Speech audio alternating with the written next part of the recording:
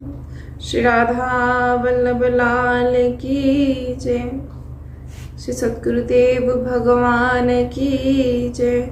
श्री धाम वृंदावन की जय। जय श्री राधे। बहुत एक आश्चर्यजनक बात है कि जितने भी सब जन जो ये भोगों को भोग रहे हैं, वो सोचते हैं कि इसमें, इन भोगों को भोगने में उन्हें कहीं ना कहीं सुख की प्राप्ति होगी, लेकिन वास्तविक में ऐसी सच्चाई तो ये है ही नहीं। जिन भोगों को आप सभी भोग रहे हैं उनमें सुख है ही नहीं। वे जो भोग हैं वो सभी महादुख का रूप है। वो सभी भोग जिसे सभी भोगते हैं। संसार सुखमय है, संसार आनंदमय है, ऐसा हमें नजर आ रहा है, लेकिन वास्तविक में ऐसा नहीं है। जो संसार हमें सुखमय आनंदमय हमें जो नजर आ रहा है, नहीं, सच्ची मानिए ये सब एक पर्दा है, सब एक झूठ है कि जो हमें सत्य लग रहा है।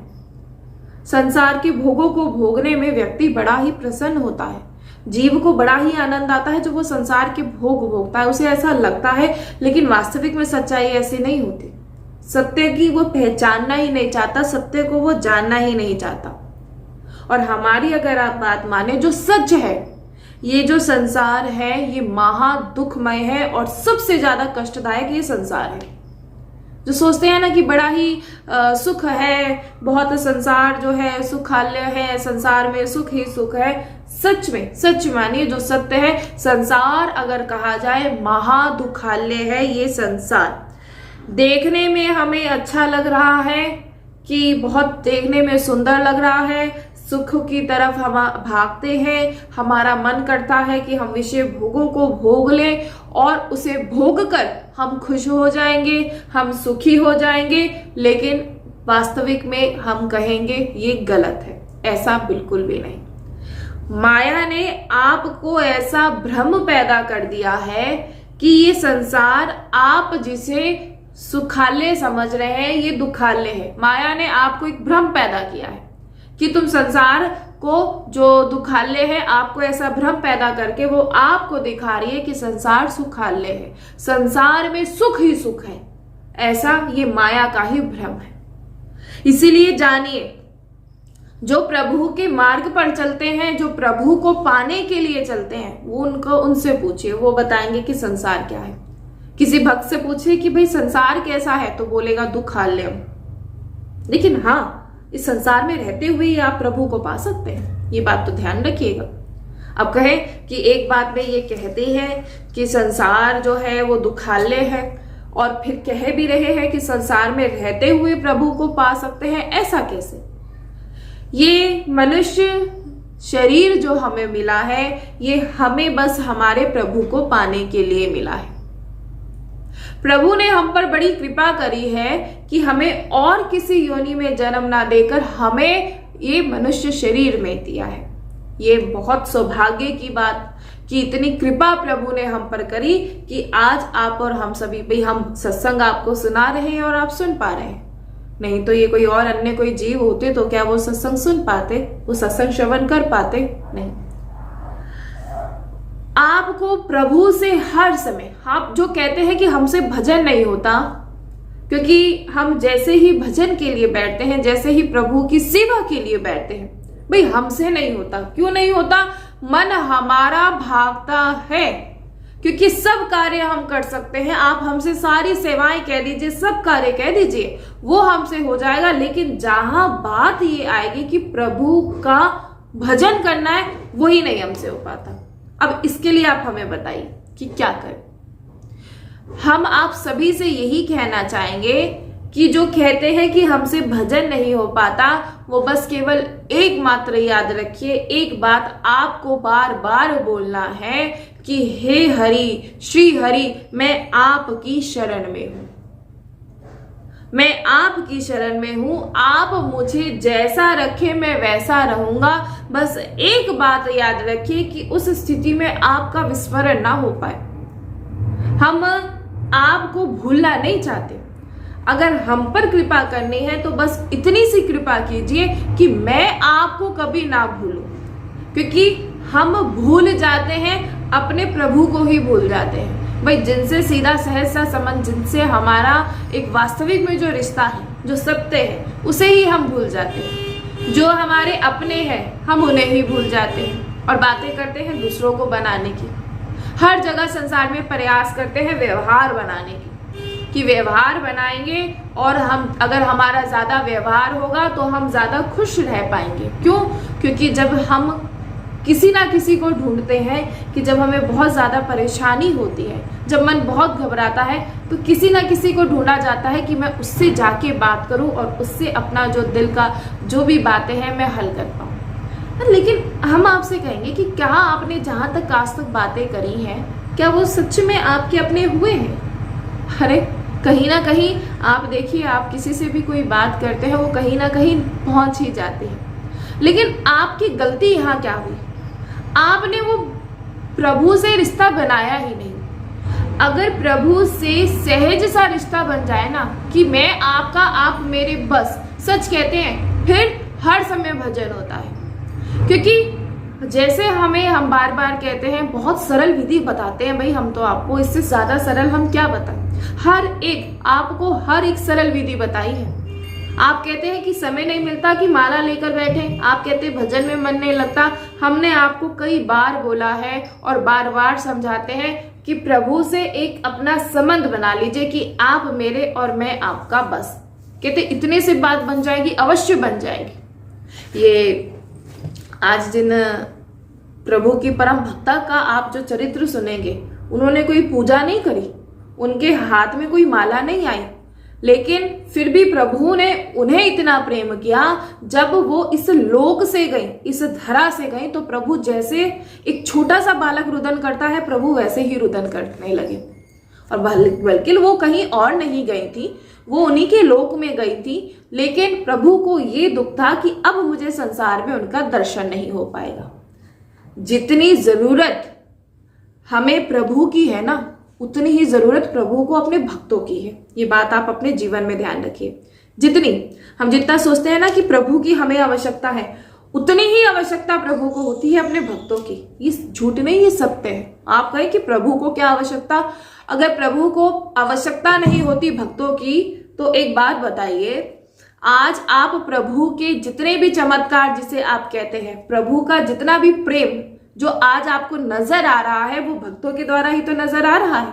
अगर भक्त नहीं होते तो प्रभु का कैसे आपको पता लगता? तो बहुत ही सुंदर भक्तमाल में चरित्र आता है, और इन्होंने अपने हृदय से इतने प्रेम से ठाकुर जी की सेवा से, ऐसे ठाकुर जी की सेवा करी और ऐसे रिझा लिया कि जब वो परम भक्ता इस संसार से गई तो प्रभु रो रहे हैं, एक छोटे बालक की तरह खूब रो रहे हैं। और गए उन्हीं के लोक में, लेकिन प्रभु क्यों रुदन कर रहे हैं? क्योंकि आज के बाद उन्हें उनका दर्शन इस संसार में नहीं होगा। और उन परम भक्ता का जो नाम था वो था कर्माबाई, परम भक्ता कर्माबाई। और श्री जगन्नाथ धाम में कर्माबाई जो थी वो रहती थी, श्री जगन्नाथ जी का भजन करती थी। श्री ठाकुर जी के प्रति उनका वात्सल्य भाव था, बहुत प्रेम प्रभु से उनका था। और जैसे एक माँ अपने पुत्र से स्नेह करती है, उसका ध्यान रखती है, ऐसे ही जो कर्माबाई थी वो भी अपने ठाकुर जी से वो एक वात्सल्य भाव रखती थी और एक पुत्र की तरह ही उनसे स्नेह करती थी और उनसे बहुत ही लाड करती थी। और उनको बहुत ही सरल थी, बहुत ही सीधी सादी, और कुछ तो बनाना नहीं आता था और ना ही कोई भजन की रीति जानती थी। अब जो हमसे कहते हैं ना कि ये जो भजन की रीति बता दीजिए, ऐसी कोई विधि बता दीजिए कि प्रभु का, भाई हमारा ध्यान हम प्रभु का कर पाए, ऐसी कोई रीति बता दीजिए, ऐसा कोई हमें कोई उपाय बता दीजिए जिससे हमें भजन हो पाए। अरे हम आप सभी से कहते हैं प्रभु से सीधा सा संबंध बना लीजिए, भजन तो होगा ही होगा। कैसे नहीं होगा?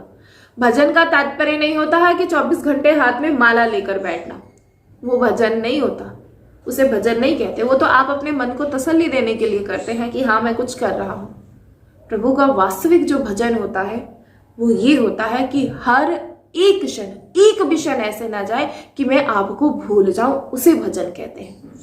अब कर्माबाई जी कुछ ना तो कोई भजन की रीति जानती थी, ना कुछ विशेष बनाना जानती थी, ना कैसे सेवा होती है, क्या मर्यादा होती है, कुछ भी नहीं जानती थी। बस हृदय में एक भोला सा भाव था, भोला भाला भाव। और जो ये भोले भाले होते हैं ना, इन पर प्रभु की बड़ी जल्दी कृपा होती है, जो बड़े सरल हृदय के होते हैं। हम सच बता रहे हैं, हम जितने बुद्धिमान बनते हैं ना उतना हम प्रभु से दूर हो जाते हैं। जितना हम ज्ञानी बनते हैं ना उतना हम प्रभु से दूर हो जाते हैं। ज्ञानी बनना है ना तो एक ज्ञान अपने जीवन में ले आइए, सिर्फ एक, और वो क्या कि सब में मेरा ठाकुर विराजमान है। बस इतना ज्ञान ले आइए, यही ज्ञान आपके लिए काफी है। इसे कहते हैं ज्ञान। और ये पता लग जाना कि संसार झूठ है, ये माया हमें फंसा रही है, संसार झूठ है, केवल एकमात्र सत्य है, और वो कौन है? मेरे परम परमात्मा। बस जिसे इतना आ जाए उसे कहते हैं ज्ञान आना। अब कर्माबाई जी के मन में एक बहुत ही भोला भाला भाव था, जैसे एक माँ का अपने पुत्र के लिए होता है। जैसे एक छोटा सा बालक होता है, उसकी माँ उसे बड़े ही स्नेह से करती है।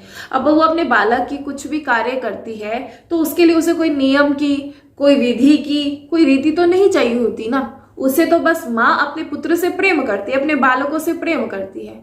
माँ खुद भी भूखी रहकर अपने बच्चों को पवाती है। ऐसे माँ होती है, ऐसी होती है माँ। माँ की महिमा बहुत होती है। इस संसार में सबसे पहले अगर होता है भगवान, जो होता है आपके लिए, वो आपकी माँ होती है। तो बहुत ही प्रेम था कर्माबाई जी को प्रभु से, बहुत ही, कि कभी भी उनके मन में ये भाव नहीं आया कि ठाकुर जी प्रभु हैं। कभी उन्हें प्रभु नहीं माना। बस जैसे एक बालक को माँ प्रेम करती है, ऐसे ही उनके लिए बहुत ही करती थी। और संत जो सुनाते हैं कि उनका जो नाम था वो कर्मा नहीं था, उनका नाम कुछ और था वो। लेकिन उनका जब ठाकुर जी उनके पास आते थे प्रतिदिन, ठाकुर जी का नियम था कि मंदिर में मंगला जाने से पहले वो कर्माबाई के पास आते थे और उनके हाथ का भोजन पाते थे। और प्रातः काल जब वो आते थे तो जल्दी जल्दी, कि मंगला के लिए देरी ना हो जाए, तो वो जल्दी जल्दी जाते थे और उनसे कहते थे कि जल्दी कर्मा, जल्दी कर्मा। तो जल्दी जल्दी जब वो करते कर्मा कर्मा कर्मा करते करते कर्माबाई का नाम कर्माबाई हो गया। वैसे उनका नाम कुछ और था, लेकिन ठाकुर जी जब उन्हें कुछ देरी विलंब हो जाता था सेवा में, जब वो भोजन बनाने में कुछ विलंब हो जाता था, ठाकुर जी आते थे और बड़ी जल्दी जल्दी कहते थे कि कर्मा माँ कर्मा, जल्दी कर्मा, जल्दी कर्मा। और इसी कारण उनका नाम कर्माबाई पड़ गया। लेकिन वैसे उनका नाम कुछ और था और मन में कोई भाव नहीं था उनके। कुछ ना सेवा की विधि जानती थी, ना कोई नियम जानती थी, कुछ भी नहीं था। देखिए बहुत सरल होता है ऐसे ठाकुर जी को पाना। हमसे कई बार कहते हैं कि बहुत मुश्किल है भजन करना, बहुत मुश्किल है कि संसार का मोह छोड़ना। जिस दिन प्रभु से प्रेम हो जाएगा ना, उस दिन ये सब आसान हो जाता है। संसार का मोह, हम कहते हैं कि कोई भी आपको आकर्षित नहीं कर सकता। ये संसार के विषय भोग ये आपको तुच्छ लगने लगेंगे जब आपको प्रभु से प्रेम हो जाएगा।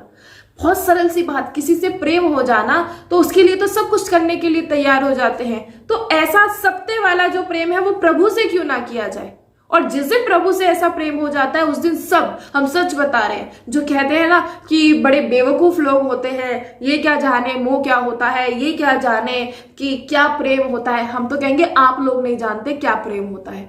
प्रेम तो अपने ठाकुर से होना चाहिए कि वो रोए तो हम रोए, वो हंसे तो मैं हंसूं।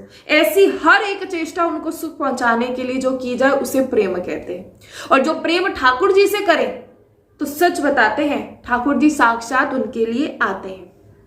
अब कर्माबाई जी यहाँ कोई विधि नहीं जानती है, कोई नियम नहीं जानती, कोई विधि नहीं जानती, और ये भी नहीं जानती थी कि जिनके लिए भोग बनाती है वो है कौन। वो ये भी नहीं जानती थी कि जिसके लिए रोजाना भोग बना रही है वो कौन है, इतना भी नहीं जानती थी। और ऐसे ही सरल हृदय सरल भाव वाले बन के रहिए। सच बता रहे हैं, ज्ञानी बनने की कोशिश मत कीजिए। जो कहते हैं हम सबको जानते हैं, हम तो कहना चाहेंगे पहले खुद को जान लीजिए। सबको जानने की तो दूर की बात है, पहले खुद को जानिए। भाई किस किस को जानेंगे आप बताइए, किसी को नहीं जानते। किसी को वैसा ही जानेंगे जैसा आप स्वयं होंगे। आप जैसे होंगे वैसे ही आप किसी को जान पाएंगे। इसलिए जानिए, किसी को जानने से बेहतर है स्वयं को जानिए। और कर्माबाई नहीं जानती कि किसके लिए भोग बनाती है, वो तो बस एक सीधा सादा सा भाव जानती है और बस यही कहती है, हम तुम्हारे हैं प्रभु जी, हम तुम्हारे हैं, हम तुम्हारे ही रहेंगे ओ मेरे प्रीतम। तुम हमारे हो प्रभु जी, तुम हमारे हो, तुम हमारे ही रहोगे हो मेरे प्रीतम। बस हम आपके और आप हमारे, ये बोलना शुरू कर दीजिए। बोलने से हो जाएगा, अवश्य हो जाएगा। अभी तो आप बस बोलेंगे, लेकिन एक स्थिति ऐसी आएगी कि हृदय से स्वीकार हो जाएगा कि बस प्रभु हमारे हैं। बस फिर ये संसार कहीं स्पर्श नहीं करता। प्रभु की कृपा इतनी हो जाती है, जब प्रभु से प्रेम हो जाता है, संसार का सारे सुख, सब सुविधाएं बिल्कुल तुच्छ लगती हैं उस प्रभु के प्रेम के सामने। और सीधा सा, सहज सा, सरल सा ये आप जो है स्नेह प्रभु के लिए रखिए कि हम आपके और आप हमारे। बस देखिए, पूजा करना सरल है, पूजा आप कर सकते हैं, योग करना सरल है, यज्ञ करना सरल है, दान करना सरल है, तीर्थ करना सरल है, उपवास करना सरल है। ये तो हर कोई कर सकता है। आप पूजा भी कर सकते हैं, आप योग कर सकते हैं, आप तीर्थ कर सकते हैं, आप उपवास कर सकते हैं। ये सब करना सरल है। लेकिन ठाकुर जी से सहज सा संबंध हो जाना ये बड़ा कठिन है। ये नहीं होता, सब हो जाता है, सब कर लेंगे, लेकिन उनसे एक सहज सा संबंध हो जाना वो बड़ा मुश्किल हो जाता है। जीव स्वभाव से कुटिल है और ना वो अपनी बुद्धि को लगाना छोड़ता है। उसकी बुद्धि बड़ी काम करती है। ये बुद्धि ही है जो हमें हमारे प्रभु से दूर करती है। तो नित्य प्रति ही जो कर्माबाई जी हैं, वो जगन्नाथ जी के लिए सबसे पहले वो उनके लिए खिचड़ी बनाती हैं। और जगन्नाथ जी भी, ठाकुर जी भी जाते हैं मंगला में जाने से पहले, मंदिर में जाने से पहले वो कर्माबाई जी की कुटिया में आते हैं और फिर खिचड़ी आरोगते हैं और फिर उसके बाद मंगला के लिए वो मंदिर में जाते हैं। मंगला जाते हैं, स्नान करते हैं, श्रृंगार करते हैं, भोग रखते हैं। नित्य ही उनका प्रतिदिन का अब ये नियम हो गया। और श्री ठाकुर जी का क्या सौभाग्य कि उस भोली भाली भक्ता का है। ये ठाकुर जी का सौभाग्य नहीं, वो भोली भाली भक्ता का सौभाग्य है कि प्रभु स्वयं आ रहे हैं। मंदिर में जाने से पहले स्वयं आते हैं और उनके हाथ से बनी उस खिचड़ी को आरोगते हैं। उठते ही देखिए, उठते ही ठाकुर जी जा रहे हैं। 3600 प्रकार के पकवान बनते हैं उनके लिए जगन्नाथ में, उनके मंदिर में 3600 प्रकार के। लेकिन उन्हें कुछ नहीं सुहाता। उन्हें बस क्या सुहाता है? उन्हें बस अपनी माँ के हाथ से बनी, कर्माबाई के हाथ से बनी वो खिचड़ी ही सुहाती है। एक दिन क्या हुआ, अपने घर के द्वार पर बैठी थी कर्मा जी, तो खिचड़ी चढ़ा दी चूल्हे पर और श्री ठाकुर जी की रूप माधुरी में वो मगन हो गई। ऐसा चिंतन हुआ कि आज कर्माबाई जी खिचड़ी चढ़ा दी है चूल्हे पर और मगन हो गई है। जैसे वृंदावन की गोपियां 100 प्रयत्न करती हैं कि थोड़ी देर के लिए कन्हैया से ध्यान चला जाए। उनको ये प्रयत्न नहीं करना पड़ता आपकी और हमारी तरह कि उनकी तरफ ध्यान लगाया जाए। वृंदावन की गोपियों को ये प्रयत्न करना पड़ता है कि कुछ क्षणों के लिए ठाकुर से हमारा जो ध्यान है वो हटा पाए, क्योंकि उनको ध्यान हमेशा श्री कृष्ण का रहता है। उनके किसी भी घर में कार्य में उनका मन नहीं लगता, भोजन ठीक से नहीं बनता और अपने हाथ से गैया के बछड़े खोल देती हैं। बछड़े जो है दूध निकालने से पहले ही सारा दूध पी लेते हैं और प्रतिदिन गोपियों के घर में कलह होता है। क्यों होता है? क्योंकि जो गोपियां हैं वो तो अपने ठाकुर जी के प्रेम में मगन है, उन्हें कुछ ध्यान नहीं रहता। देखिए वो प्रयास करती हैं कि कुछ क्षण, भाई कुछ तो हमारे क्षणों के लिए तुम्हारा ध्यान हमारे मन से जाए, लेकिन हमें प्रयास करना पड़ता है कि भाई कुछ क्षणों के लिए आप हमारे पास आ जाए। तो ये फर्क है ब्रज की गोपियों में और एक साधारण जीव में, कि उनका मन कहाँ रहता है और चित्त कहाँ रहता है। और गोपी कहती हैं उद्धव से कि उद्धव, मन ना होए 10-20 और 100 हो वो तो गयो श्याम संग। कि 10-20 मन थोड़ा ना होते हैं, मन तो एक होता है, और हमारा जो एक मन है वो कहीं और नहीं, वो तो श्याम के संग गया। अब हम कैसे मन को लगाएं, अब कैसे इस संसार में हम आए, हम नहीं आ सकते।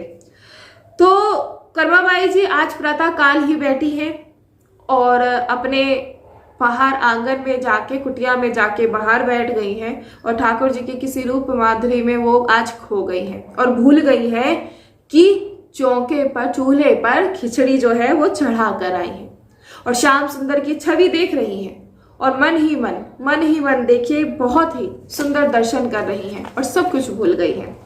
ये तो हमारे ठाकुर जी के जो स्वरूप का स्वभाव ही ऐसा है। कभी देख लीजिएगा, जब मंदिर जाते हैं आप सभी दर्शन करने के लिए, बस ऐसा लगता है कि देखते रहे, कभी मन नहीं भरता। आज तक आप कितनी बार वृंदावन आए हैं, आप राधा वल्लभ लाल जी के पास आए हैं, आप बिहारी जी के दर्शन, राधा रमन जी के दर्शन, तृप्ति नहीं होती। मतलब दर्शन कर रहे हैं लेकिन फिर भी अतृप्त। ऐसा क्यों लगता है? क्योंकि उनके उस रूप का, स्वरूप का स्वभाव ही ऐसा है। इतना छीन लेते हैं सबका मन। तो कहते ना, छीन ले हंस के सबका ये मन, सखीरी मेरो राधा रमन। छीन ले हंस के सबका ये मन, सखीरी मेरो राधा रमन। सबका मन छीन लेते हैं। कोई ऐसा नहीं कि जो घायल होकर नहीं जाता। कौन ऐसा हो जो आके कहे कि मैं वृंदावन आया और मैं सही सलामत वापस आ गया? कोई ऐसा नहीं। यहाँ सब आते हैं ना, चोट खाकर जाते हैं और ऐसा घाव हो जाता है जो हमेशा हरा रहता है। ऐसा घाव जो कभी घाव वो ठीक ही नहीं होता और ना ही चाहते हैं। जैसे ही ठीक होने लगता है वो घाव, फिर से आ जाते हैं उसे हरा करने के लिए। जैसे कोई घाव हो जाए, अगर वो ठीक होने लग जाए तो उसे हम क्या करते हैं? उसे हम खुरच देते हैं। अगर खुरच दिया जाए तो फिर से वो घाव बढ़ जाता है। ऐसे ही जैसे ही थोड़ा सा सही होने लगते हैं कि चलो अब कुछ तो इससे, इधर श्याम सुंदर से थोड़ा सा दूर हो, फिर से जब दर्शन करने के लिए आते हैं और घायल हो जाते हैं। क्यों ऐसा होता है कि जब पहली बार वृंदावन आते हैं और जब बार बार जब वृंदावन आते हैं तो उस समय की स्थिति, जितनी बार आते हैं स्थिति बदलती जाती है। वो इसलिए आती है क्योंकि घाव और हरा होता चले जाता है। और हम तो कहते हैं ऐसा घाव आप सबको होना चाहिए, आप सभी घायल होने चाहिए। ऐसे इन कजरारे नैनों से ऐसा आप पर आक्रमण हो कि आप सभी घायल रहे। और सच बताते हैं, यहाँ घायल रहने में बड़ा आनंद आता है, क्योंकि उस घाव को देखते देखते याद आता है कि ये किसका घाव है, ये तुम्हारे द्वारा दिया हुआ घाव है। तो मन में आज देखिए कितनी बार हमें प्रयास करना पड़ता है कि घड़ी जो है, एक घड़ी भी प्रभु के भजन में नहीं लगता, प्रभु की याद नहीं आती। प्रभु की सेवा तो करते हैं, ऐसा नहीं कि आप नहीं करते हैं। आप सभी प्रभु की सेवा करते हैं, आप सभी इनके लिए भोग बनाते हैं, बहुत सी आप सभी सेवा करते हैं, लेकिन उसका बिना प्रयास किए ही ठाकुर जी में मन कैसे लगे रहे, ये बड़ा मुश्किल हो जाता है। अब कर्माबाई जी का आज मन लगा है, आज ठाकुर जी की रूप माधुरी में कर्माबाई जी का मन जो है वो अटक गया है। अंदर चूल्हे पर खिचड़ी चढ़ी है और अब क्या हुआ, वो तो उस रूप में ऐसी मगन हुई है कि जैसे ही बांस आई खिचड़ी के जलने की, तो भोर का समय था, बैठी बैठी दातुन कर रही थी, वो दातुन कर रही थी। और जैसे ही क्या हुआ, भोर का समय और दातुन कर रही थी, और दातुन करते करते उनका जो मन था ठाकुर जी की छवि पर अटक गया। जैसे ही उनका मन अटक गया, और अब जब बांस आई तो पता लगा कि जो चूल्हे पर है वो खिचड़ी चढ़ी हुई है। जब बांस आई कि चूल्हे पर खिचड़ी चढ़ी हुई है, और जैसे ही खड़ी हुई एकदम से याद आया, खड़ी हुई और क्या किया, जो दातुन से वो अपने दांतों को कर रही थी, वो झूठी दातुन से ही उन्होंने उस खिचड़ी को हिला दिया। अब हम और आप में देखिए, हम लोग बुद्धिजीव हैं कि प्रभु को ऐसा करना, प्रभु को झूठा करना, मतलब झूठा कितना पाप लगता है कि प्रभु से पहले हम भोग आरोग ले। और सबसे बड़ी बात कि ऐसे झूठे चम्मच से अगर प्रभु के भोग को, तो कितना पाप लगेगा। लेकिन कर्माबाई जी को यहाँ कुछ नहीं सूझा। वो जिस दातुन, अब भाई खिचड़ी को हिलाना है, खिचड़ी जल रही है, ना आव देखा ना ताव देखा, जो हाथ में दातुन थी जिससे अपने दांतों से दातुन कर रही थी, उसी दातुन से उस खिचड़ी को हिला दिया। अब बड़ा ही विचित्र सी बात है आपके और हमारे लिए तो बड़ी, क्योंकि अभी तो हमारा ऐसा प्रेम हुआ ही नहीं प्रभु से कि बहुत सारे नियम, बहुत सारे विधि विधान से हम लोग चलते हैं। अब क्या हुआ कि इस सारी प्रक्रिया को एक उनकी कुटिया से बाहर जो संत थे वो जा रहे थे, उन्होंने देख लिया कि इन्होंने क्या किया कि ठाकुर जी जो खिचड़ी को आरोगने आएंगे, उस खिचड़ी को झूठे दातुन से ही हिला दिया। अब उन्हें देखकर बड़ी गालानी हुई, जैसे हमें सुनकर बड़ा अजीब सा लग रहा है कि बताओ, ऐसे ही उन्हें सुनकर, उन्हें देखकर बड़ी गालानी हुई और उन्हें बड़ा दुख हुआ कि कैसे अनाचार करती हैं, कि प्रभु का ऐसे तिरस्कार करती हैं ये। और प्रभु इसे जानते हैं कि प्रभु यहाँ आएंगे अभी खिचड़ी आरोगने के लिए, और ये प्रभु को झूठन भावाती हैं। बस इतना उन्हें आवेश आया और पहुंचे, और अंदर पहुंचे और डांटा कर्मा जी को कि तुम्हें नहीं जानती कि ठाकुर जी के लिए कैसे भोग बनाया जाता है।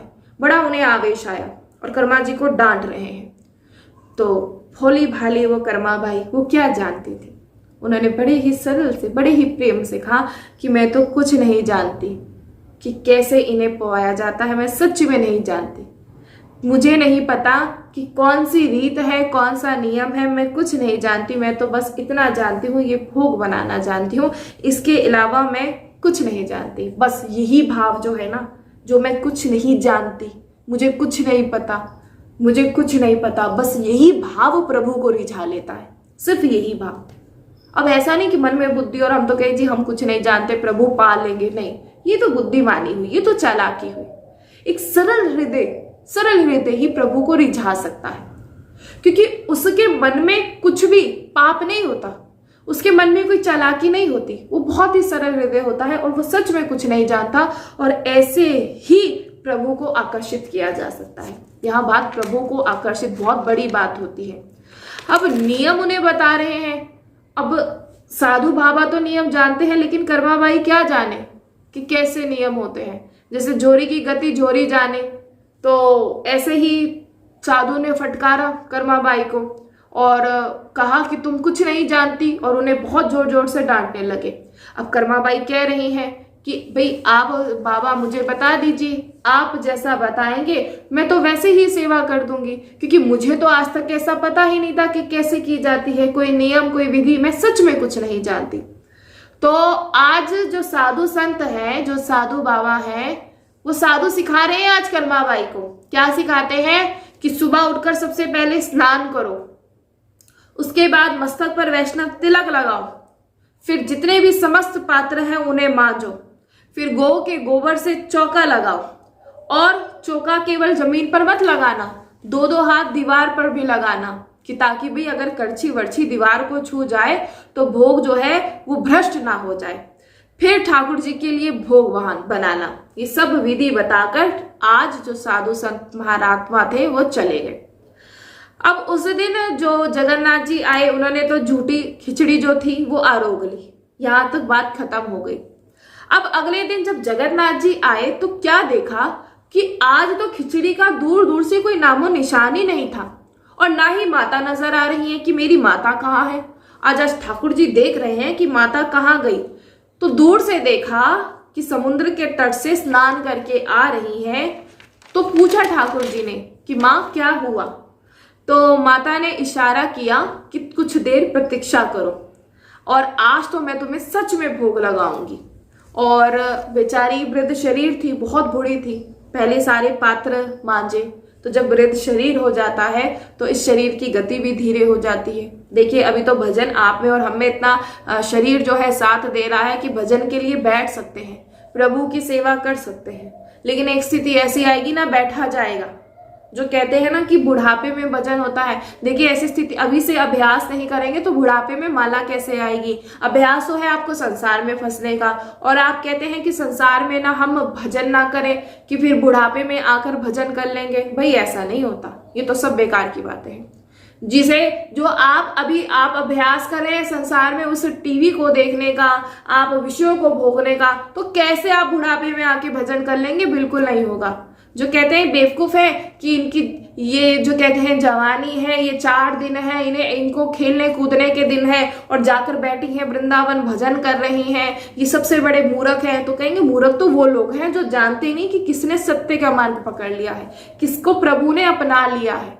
ये जो भजन के मार्ग पर जब आया जाता है, हम नहीं आते हैं, हमें प्रभु अपना लेते हैं। हम बार बार कहते हैं वृंदावन में बैठे हैं, हम नहीं बैठे हैं भाई, हमारा कोई बल नहीं है और ना ही हमारे कोई ऐसे कर्म है कि जिसका पुण्य हमें मिला कि वृंदावन में वास कर रहे हैं, ठाकुर जी की महिमा का गुणगान कर रहे हैं। नहीं भाई नहीं, ये तो श्री जी ने हम पे कृपा, श्री जी हम पर बड़ा प्रेम, हमसे बड़ा प्रेम करती है, जो हमें लाके बिठाया हुआ है श्री धाम वृंदावन में। नहीं तो हमारे साथ कितने जन हैं जो जुड़े हुए हैं, कितने जन हैं, चाहे हमारे जो इस शरीर के निज जन हो, चाहे परिवार जन हो, बहुत से रिश्तेदार नातेदार, भाई सब जगह, हमारे भी सब जगह से आए, लेकिन हम ही क्यों आके बैठे हैं? खुद सोचिए, श्री जी की कृपा है कि जिन्होंने हमें बड़ा दुलार, हमें दुलार कर रही है और बिठा रखा है। इसलिए कहते हैं शरीर जब वृद्ध हो जाएगा ना तो हाथ में माला, क्या माला लेने की तो दूर की बात है भैया, बैठ भी नहीं पाएंगे, तो कैसे भजन करोगे? आपको आनंद है संसार की, आपकी श्रवण इंद्री सुनना चाहती है वो संसार की चर्चा, लेकिन अब आप सोचे कि बुढ़ापे में सत्संग सुनेंगे, भैया कैसे सुन लेंगे सत्संग? बिल्कुल नहीं सुन पाएंगे। इसके लिए करत करत अभ्यास बहुत जरूरी है। अब बहुत वृद्ध शरीर है और आज कर्मा बाई लगी हुई है और आज कह रही है ठाकुर जी से कि भाई आज तो तुम्हें भोग ही पवाऊंगी, कि देर हो गई कि भोग का, और फिर अब ठाकुर जी चिल्ला रहे हैं कि माँ भोग घंटा बज जाएगा, मुझे जाना है, जल्दी करो। और आखिर आज क्या हुआ, ठाकुर जी को भूखा ही लौटना पड़ा, क्योंकि मंदिर का घंटा जो था वो बज रहा था और ठाकुर जी को वहां पहुंचना था। लेकिन जाते जाते ठाकुर जी ने पूछा कि ये बता मैया कि ये आज तूने किया तो क्या किया, ये क्या बात हुई, ये मुझे तो जरूर बता। मैं जा तो रहा हूं लेकिन मुझे ये बता, क्योंकि आज ठाकुर जी को भोग नहीं मिला। समस्त कितने 56 प्रकार के, न जाने कितने 3600 व्यंजन बनते हैं मंदिर में, लेकिन उनसे पेट नहीं भरता। उनका पेट भरता है तो माँ की हाथ की खिचड़ी से। और आज तो भूखे रहना पड़ रहा है भाई, जब आप और हम भी भूखे रहे तो बड़ा क्रोध आता है। और ये तो हमारे बड़े चटोरे हैं हमारे ठाकुर जी, आज तो इन्हें बड़ा ही दुख हुआ कि मुझे भोग नहीं मिल रहा, और जाते जाते अपनी मैया से पूछा तो उंगली से संकेत करते हुए बोला कि वो साधु महात्मा आए थे और उन्होंने मुझे ऐसे बताया कि ऐसे भोग लगाना। अब ठाकुर जी ने बड़ी ही ऐसे करड़ी दृष्टि से देखा उस संत को और बड़ा ही क्रोध आया। हम आपसे कई बार कहते हैं कि प्रभु के भक्तों से ना उनके लिए कभी द्वेष मत लाइएगा, प्रभु के भक्त का कभी हृदय मत दुखाइएगा। हमें ये बिल्कुल सत्य है, क्योंकि आप और हम जानते नहीं कि वो प्रभु का कितना प्रिय है। और अगर आपने उससे कुछ कहा, वो तो बेचारा कुछ नहीं कहेगा, वो सच में कुछ नहीं कहेगा, लेकिन प्रभु की करारी दृष्टि हो जाएगी आप पर। अगर आपने प्रभु के किसी भक्त से कोई द्वेष दृष्टि रखी, कोई दोष दृष्टि रखी, या उसके लिए कुछ अपशब्द बोले, वो तो कुछ नहीं कहेगा। भक्त का तो स्वभाव, वो तो चुपचाप शांत होकर अपना आगे बढ़ देता है, उसे कोई फर्क नहीं पड़ता। वो जानता है कि ये बेचारे हैं, ये मूर्ख है, ये बेचारे हैं, ये नहीं जानते कि क्या प्रभु का प्रेम, ये कुछ नहीं जानते। लेकिन प्रभु पूरा हिसाब लेते हैं। प्रभु को तनिक भी नहीं सुहाता अगर उनके भक्तों को कोई दुखी करे, प्रभु को तनिक नहीं सुहाता। और आज प्रभु जब जा रहे हैं तो उन संत की तरफ ऐसे क्रोध भरी दृष्टि से देखा कि इससे बोले तो अच्छा, ये दुष्ट है जो मेरी भोली भाली मैया को दुनिया भर का ढिंडोरा समझा कर चले गया। आज कह रहे हैं प्रभु। और ठाकुर जी ने संध्या के समय आए और फटकारा उस साधु को कि बोले कि जो अपने मार्ग की स्तुति करते हैं और दूसरे के मार्ग की निंदा करते हैं, ऐसे व्यक्ति मुझे बिल्कुल भी प्रिय नहीं है। जो अपने मार्ग की स्तुति करे और दूसरे के मार्ग की निंदा करे, ऐसे व्यक्ति मुझे बिल्कुल प्रिय नहीं। और ये बिल्कुल सत्य है। आप भजन करते हैं, लेकिन आप ऐसे दूसरे की भजन पर अगर आप कोई दोष दृष्टि रखे, आप सोचे कि उसे कुछ नहीं आता, तो ठाकुर जी को तो ऐसे लोग बिल्कुल भी प्रिय नहीं है। क्योंकि हर एक भक्त अपने भाव से प्रभु की सेवा करता है। जो ये व्रत, ये नियम, ये तप, ये विधि विधान, ये ठाकुर जी ने कभी बनाए ही नहीं। जिसका सरल हृदय होता है, जो सरल हृदय से अपने प्रभु को पुकारे, प्रभु तो उसके पास आ जाते हैं, चाहे वो प्रभु को झूठा भोग क्यों ना पवाए, जैसे कर्माबाई ने उन्हें झूठी खिचड़ी पवाई। ये कोई बहुत बड़ी बात, ये तो सिर्फ वही समझ सकता है। कहते हैं ना कि झोरी की कीमत कौन जानता है, झोरी, एक हीरे की कीमत कौन जानता है, झोरी तो जानता है। आप और हम कैसे जान सकते हैं। अब प्रभु कह रहे हैं कि मुझ तक पहुंचने तक अनंत मार्ग है। एक मार्ग नहीं है कि मुझ तक पहुंचा जाए, अनंत मार्ग है। लेकिन मैं किस भाव से मिलूं, इसका रहस्य कोई नहीं जानता। आज तक कोई नहीं ये रहस्य जाना है कि प्रभु किसे किस भाव से मिलता है, किस भाव से मिलते हैं। हो सकता है कि 100 प्रयत्न करने वालों को भी वो दृष्टि उठाकर नहीं देखें, ऐसा प्रभु कहते हैं कि कोई नहीं जानता। मुझ तक पहुंचने के अनंत मार्ग हैं, लेकिन मैं किससे कैसे मिलूं, इस रहस्य को कोई नहीं जानता, कोई भी नहीं आज तक जान पाया है। प्रभु कहते हैं कि हो सकता है कि कोई बहुत 100 प्रयत्न भी कर रहा हो, लेकिन फिर भी मैं उसकी दृष्टि और उठा के नहीं देखता। और हो सकता है कि कोई मुझे गाली दे रहा हो, मैं उसके पीछे पीछे दौड़ जाऊं। प्रभु कहते मैं कोई रहस्य को कोई जान ही नहीं सकता कि मैं कैसे मिलता हूं। एक यही तो भाव है, एक यही तो वो स्थिति है जहां ठाकुर जी स्वतंत्र है कि वो किसे कैसे मिले, ये वही जाने। इसको कोई निर्धारित नहीं कर सकता। आपसे कोई कभी कहीं कहे ना, जाओ तुम्हें प्रभु नहीं मिल सकते, बिल्कुल मत सोचिएगा, बिल्कुल मत डरिएगा। नहीं, किसी के कहने से आपको प्रभु मिल जाएंगे या नहीं मिल जाएंगे, ऐसा कुछ भी नहीं। आपके भाव से रीझ के प्रभु आपको मिलेंगे। और अगर वो प्रयत्न आप बहुत विधि विधान की एक बुद्धि से करते हैं, तो वो विधि विधानों को तो वो देखते भी नहीं, जो बड़ी बुद्धि से किए जाते हैं। लेकिन जो बड़े सरल भाव से, सिर्फ मैं आपका, जो ऐसे भाव लेके चलते हैं ना, एक क्षण नहीं है कि प्रभु आपको मिल जाए, एक क्षण भी नहीं। अब किस पर रीझे, क्यों रीझे, कैसे रीझे, कोई नहीं कह सकता। भाई कोई प्रभु को देखा है कि मंदिर पे हमने कई बार ये हमने जो है दृष्टांत सुना है कि एक पुजारी था जो रोजाना पूजा करता था, एक व्यक्ति था जो रोजाना गाली देने आता था। लेकिन एक बार खूब भारी वर्षा हुई, लेकिन क्या हुआ, प्रभु जो पुजारी था उसने सोचा आज बहुत ज्यादा बारिश है तो मैं क्या करूंगा जाके, तो वो नहीं गया। लेकिन जो गाली देने वाला व्यक्ति था वो नियमित रूप से जैसे आता था आया, प्रभु को गाली देनी शुरू करी। लेकिन कैसा हुआ कि तुरंत आया, तुरंत उसके पास आया, तुरंत। इसलिए जानिए कि प्रभु की कृपा कैसी है, प्रभु किस पर कैसी कृपा कर देते हैं, ये कोई नहीं जानता। अब साधु रात्रि में पहुंचा और माता की कुटिया पर गया और कर्माबाई से कहा कि बोले तुम जैसे भोग बनाती हो तुम वैसे ही भोग बनाओ, तुम जैसे भोग बनाती हो। भाई तुम कोई विधि विधान को मत, जो मैंने तुम्हें सिखाया, ये जो 100 विचार, आचार विचार, ये मैंने तुम्हें जो भी कुछ सिखाया, ये विधि, ये तुम्हारे लिए तो निषेध है, ये तो हम जैसे तुच्छ प्राणियों के लिए है, लेकिन तुम्हारे लिए निषेध है। और जिनके पास सब कुछ है, लेकिन जिनका हृदय प्रेम से खाली हो, जिनके पास करने के लिए सब कुछ है, जिनके मन ऐसा तो कुछ कर सकता है, लेकिन जिनका मन ऐसा नहीं कि क्या हो जाए, बहुत सारी बातें कि मन में भाव तो नहीं है, लेकिन बहुत सारे विधि विधान करते हैं। लेकिन जिसके मन में कोई विधि विधान नहीं, जो कोई विधि विधान से नहीं, लेकिन जो प्रभु से जिसका सहज सा सीधा सा संबंध है कि मेरे प्रभु बस। भाई हमने तो आज तक सरल सी बात सीखी है कि मेरी श्री जी बस, इसके अलावा कुछ नहीं। भाई श्री जी मैं आपकी, आप हमारी, बस यही बात खत्म। एक सहज सा संबंध था बना लीजिए। भाई जिसकी श्री जी हो गई उसको भला किस बात की दिक्कत, जिसकी श्री जी हो गई, जिसे श्री जी ने श्री धाम वृंदावन में बुला लिया, उसे क्या दिक्कत, उसे कोई दिक्कत हो सकती है। जिसे श्री जी ने समय दिया कि तू आ और यहां रहकर भजन कर, तो इससे बड़ी बात क्या हो सकती है, इससे बड़ी बात कोई हो नहीं सकती। अब उनके पास कुछ नहीं बचा देने के लिए, उन्होंने सब कुछ दे दिया। इसलिए जानिए, संत कहते हैं कि ना किसी ने हंसकर पाया और ना किसी ने रोकर पाया, जिसने उसको पाया है तो उसी का होकर पाया।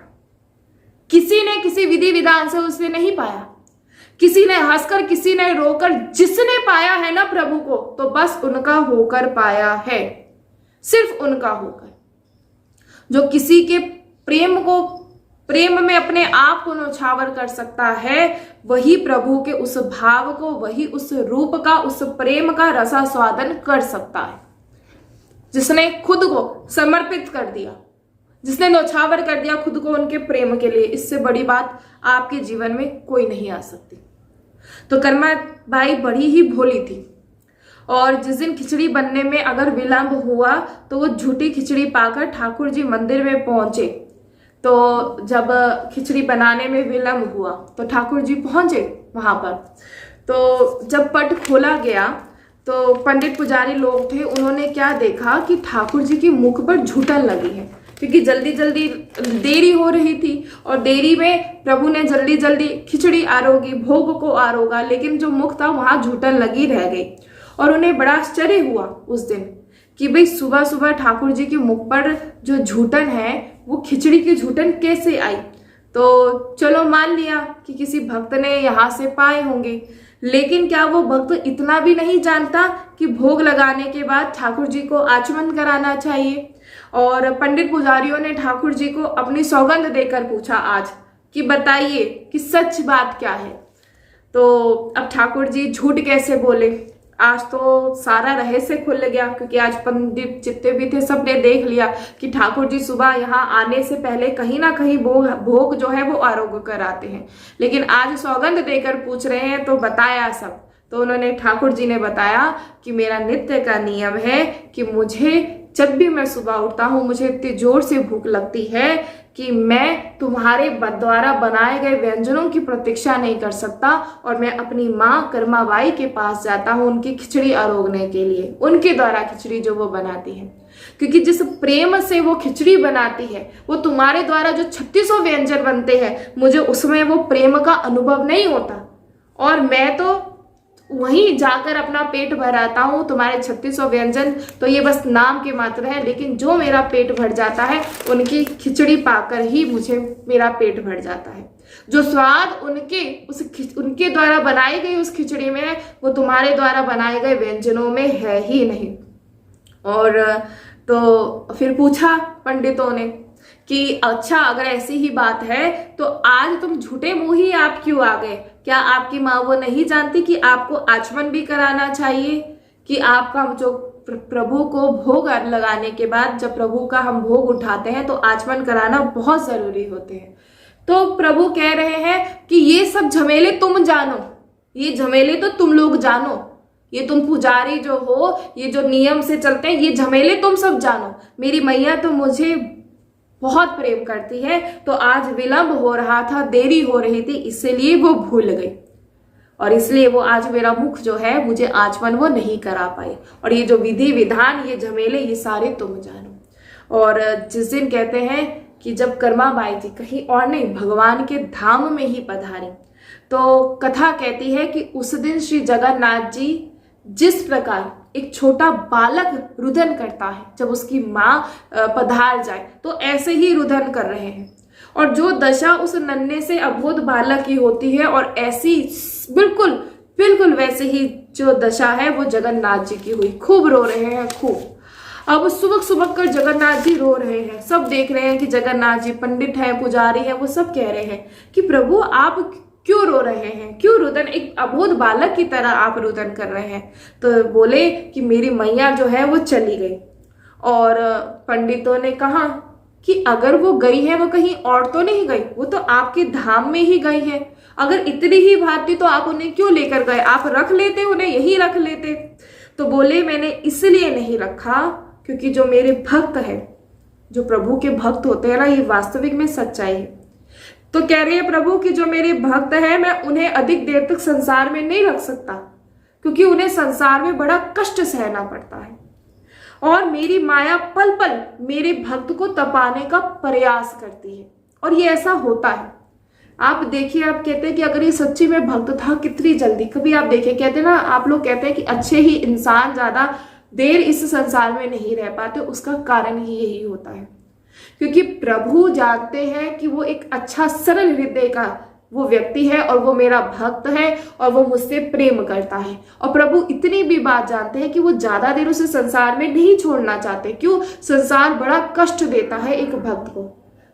ये माया का ताप उस भक्त को बहुत सहना पड़ता है, इसीलिए प्रभु ज्यादा नहीं रहने लेते। लेकिन जिसका जो प्रारब्ध है वो लेकर आता है, तो कहते हैं उसको वो भोगता है। ऐसा नहीं कि मेरा भक्त उस भोगों को, उस प्रारब्ध को वो नहीं भोगता, हर प्रारब्ध भोगना होता है। लेकिन जैसे एक सांप होता है, सांप अपनी उस खाल को, उसको कैंचुल को पूरा उतार दे।